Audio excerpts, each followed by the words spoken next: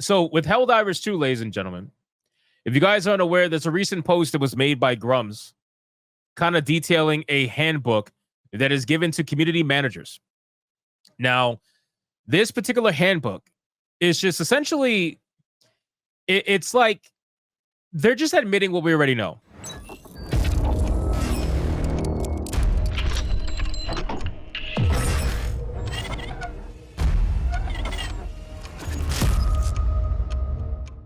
Like, they're just admitting what we already know. And I am so sick of the people online who are gaslighters, who try to tell you, oh, none of this is really happening.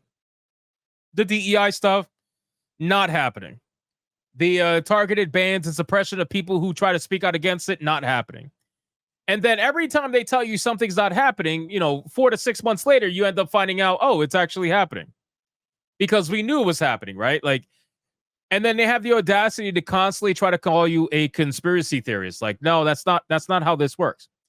So then it says an alleged Helldivers 2 community manager handbook instructs moderators to ban players who are opposed to identity politics being injected into video games. Now, if you guys are unaware, okay, about this entire debacle, Helldivers 2, granted, it was a small win, but it was a win nonetheless for gamers in the regards of the PlayStation nonsense and what they try to pull.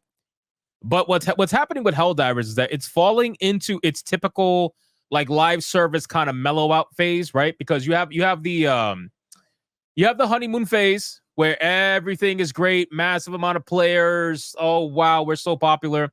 And then what ends up happening with a live service game is it just tanks usually. Like in this case, it just took longer for it to happen because of that kind of, backlash and everything, but it just tanks. Normally you're going to lose like 50% of your player base at minimum. And that's way worse than what actually happened to Helldivers 2. So Helldivers 2 actually has still a pretty good player base. They got a player base that's definitely big enough to monetize. That's without a doubt. But I've been saying this from the jump that this game, even though it tries to seemingly anyway stay politically neutral, which is that's all fine and dandy. Like that's what we want. Stay politically neutral and just provide a good game that people can have fun with. Unfortunately, this game is being run by psychopaths, okay? And this is what's going to hurt the game in the long term. You're going to lose players. And they've already been losing players because of what's been happening in the Discord, the community team. All of this has been happening. And it's really hurting their overall image as time goes on. We've said this so many times, man. The people in charge of their community team is going to ruin something that could honestly be very good for Helldivers. But let's get into it. So Grums ended up sharing screenshots of the alleged handbook. And he wrote, Helldivers 2 Discord is not the political neutral space that you think it is. The mods think you are a bigot and should be banned on site for saying that you don't want identity politics in games. He added, this unconfirmed Helldivers 2 community manager handbook seems overall well-written, sensible, but there are two interesting things about it. The first is the example, any talk about not wanting identity politics in games is an insta-ban. No warning is necessary. They consider it to be hate speech and a violation of their first rule. Helldiver mods feel that the phrase identity politics is code for any minority. And by saying you don't want identity politics, you are saying you are a racist bigot and actually don't want POC in games. This is a massive false assumption that fundamentally misunderstands the issue. This is what I'm talking about, right? So think about it this way. If they are in the mindset that a phrase like identity politics automatically means POCs, I want you to keep in mind that that's not us saying that. That's them saying that. They are inherently saying that being a POC is inherently political. It's not us. It's actually you guys doing that. Because by you banning people for that, you're essentially saying that, yeah, POCs are tied to identity politics.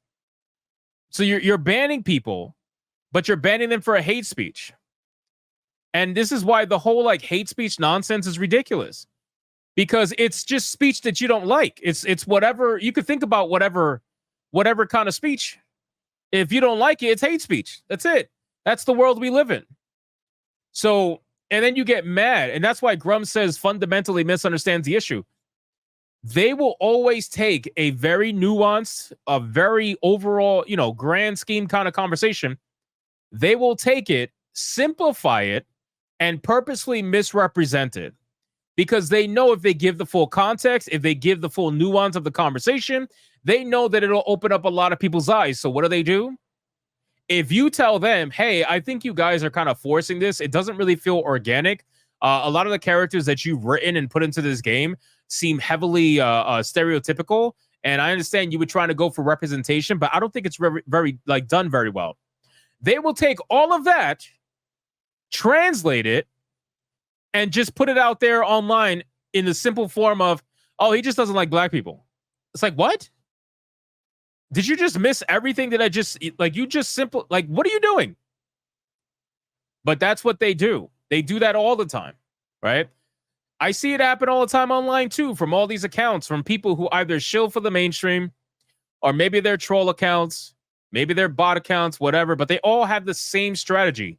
Let's quote tweet something that has a hell of a lot of conversation involved, and let's add and quote tweet it with just one sentence that simplifies it in a way that makes it look better for me. So that's basically how it goes. And it's a lot of projection. So a screenshot shared by Grum states a new user declares that identity politics have no place in video games, either Helldivers 2 or some other franchise. It then details outcome, immediate ban. This is a direct violation of rule number 1 in our server. Identity politics is code for marginalized groups like POC and transgender people. Wow, code to who? Is it code to you? Identity politics means identity politics. It's not code for anything.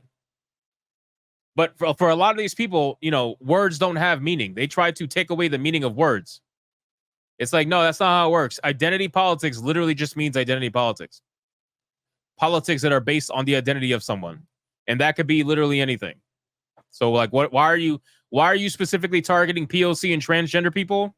Maybe that's because in your mind, that's how you view it. But like, what are we doing? So here's the best part too. I want you guys to remember, this is the same Discord moderator, community manager team, all that stuff. This is the same group that in their Discord, they were banning people for reacting negatively to other people in the Discord posting pictures of like furries. I can never say that word. Furries, whatever. You guys know what I'm saying. They were posting pictures of furries, and then people were reacting with the vomit emoji. And then because they were reacting with the vomit, they didn't even say anything.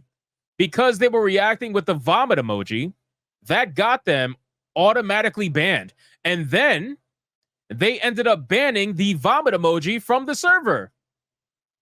So how are you going to say that it's not identity politics when you got people posting that shit in a Discord server that's got nothing to do with that?